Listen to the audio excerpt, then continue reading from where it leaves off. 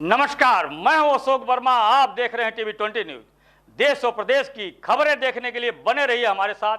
अब शुरुआत करते हैं खबरों का सिलसिला। तो खबर आजमगढ़ से, जहां समाजवादी पार्टी आजमगढ़ प्रत्याशी श्री धर्मेंद्र यादव ने मेहरगढ़ विधानसभा में तमाम जनसभाएं की। जनसभाओं को संबोधित करते हुए उन्होंने कहा कि भाजपा ने जनता के बीच अपना विश्वास खो दिया है। जनता से किए हुए वादों को उसने जुमला बता दिया। किसान रात भर जागकर आवारा पशुओं को अपने खेतों से भगा रहा है और अपने खेतों की रखवाली कर रहा है। नौजवान बेरोजगारी से परेशान है, उसको अग्निवीर जैसी योजना का दंश झेलना पड़ रहा है। परीक्षा की सूचिता तार तार हो गई है। वही केंद्र में इंडिया गठबंधन की सरकार बनने पर अग्निवीर की योजना बंद होगी, पेपर लीक नहीं होगा और देश और प्रदेश की जनता को तमाम दुश्वारियों से निजात मिलेगी। उन्होंने जनता से आशीर्वाद की अपील की। जनता को भरोसा दिलाते हुए कहा कि चुनाव जीतने के बाद क्षेत्र के विकास और तरक्की के लिए लगातार काम करूंगा।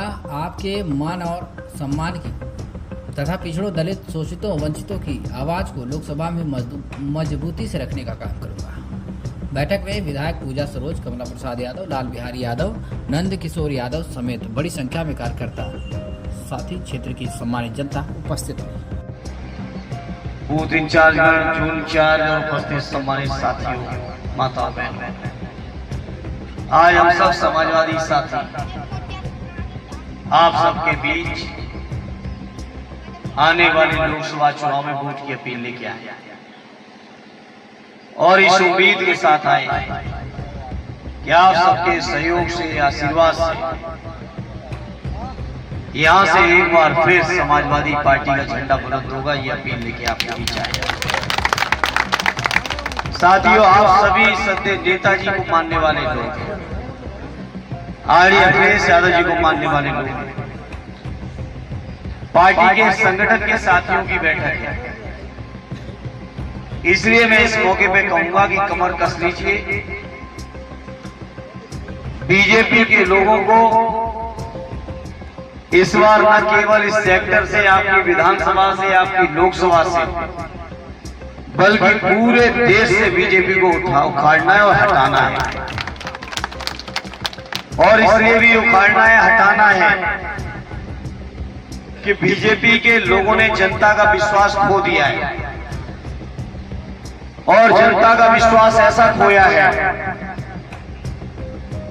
कि जितने भाषण दिए थे, जितनी बातें की थी 2014 के चुनाव में, 17 के चुनाव में, 19 के चुनाव में, 22 के चुनाव में, सारी बातें उनकी जुमला निकल गई और जनता परेशान है।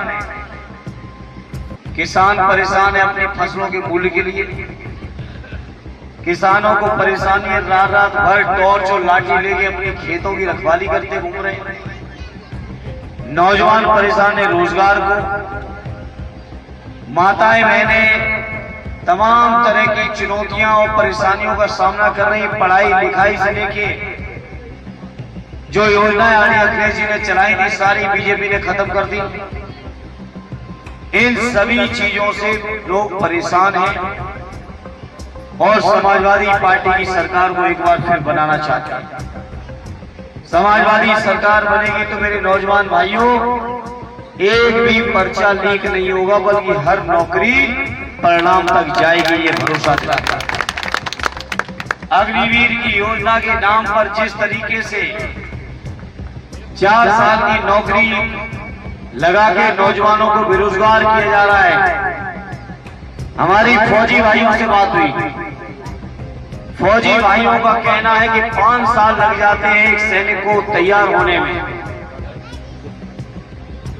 और 4 साल में बीजेपी वाले उन्हें घर वापस कर दे रहे हैं। सोचो कैसे सैनिक तैयार कर रहे हैं बीजेपी वाले। तो ये बीजेपी वालों के जो काम है, कहीं ना कहीं देश की रक्षा सुरक्षा से लेके जो हमारे फौजी भाइयों का स्वाभिमान है, उसको भी गिराने का काम कर रहे हैं। नौजवान साथियों, इसीलिए मैं आज इस मौके पर अपील और प्रार्थना लेके आया हूं कि समाजवादी पार्टी के चुनाव चिन्ह पर इस बार मुझे अपना आशीर्वाद दे देना। ये अपील और प्रार्थना लेके आया हूं। बुजुर्गों, आशीर्वाद दे देना। नौजवान साथियों, सहयोग और समर्थन कर देना। और एक बात जो मैं आपको भरोसा दिलाता हूं अपनी ओर से, जहां आपके सांसद बनाने के बाद क्षेत्र की विकास और तरक्की के लिए हर संभव काम करूंगा। वहीं आजमगढ़ के लोगों, जो आपका मान, आपका सम्मान, स्वाभिमान और जो आजमगढ़ का एक अलग तेवर है, उस तेवर के साथ आजमगढ़ के लोगों की वकालत लोकसभा में बहुत मजबूती से करूंगा, ये यकीन दिलाता हूं। और ये वकालत केवल आजमगढ़ के लोगों की नहीं, बल्कि समाज के जितने भी दबे कुचले, शोषित, पीड़ित, दलित, अल्पसंख्यक, पिछड़े, आदिवासी, नौजवान, बेरोजगार, किसानों की, महिलाओं की, समाज के हर वर्ग के लोगों की वकालत को बहुत मजबूती के साथ करूंगा, ये आपको यकीन और भरोसा दिलाता हूं। आपको ये भी यकीन दिलाता हूं, सद्य नेताजी ने जो रास्ता दिखाया है, उस रास्ते पे चलकर आजमगढ़ के लोगों से जो रिश्ता सद्य नेताजी ने बनाया है, आर्य अखिलेश जी ने जिस रिश्ते को आगे बढ़ाया है, उस रिश्ते को और मजबूत करने का अपनी ओर से हर संभव कोशिश करूंगा, ये यकीन और भरोसा दिलाते हुए एक बार आप सबसे समर्थन और सहयोग की अपील करते हुए अपनी बात को विराम देता हूं। जय हिंद, जय भारत।